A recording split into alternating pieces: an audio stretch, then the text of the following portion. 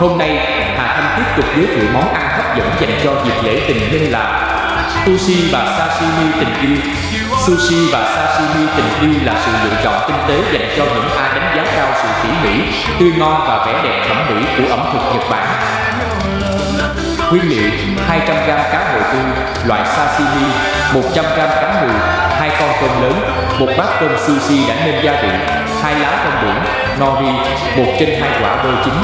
Chấm Nhật Bản: đường, muối, nước tương, wasabi, gừng ngâm, trộn cơm ấm với giấm, đường và muối, sau đó để nguội đến nhiệt độ phòng.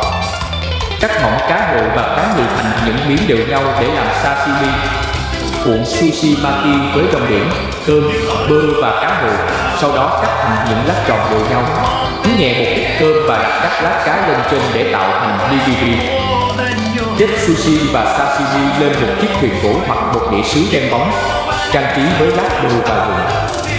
Chấm nhẹ cá vào nước tương pha wasabi để cảm nhận vị tươi ngon tan chảy trong miệng.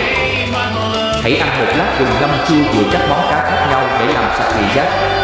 Lưu ý, yếu tố quan trọng nhất là sử dụng cá tươi ngon, chất lượng cao từ nguồn đáng tin cậy để đảm bảo an toàn thực phẩm. Chúc mừng ngày Valentine! Cảm ơn bạn đã cùng nấu ăn với tôi.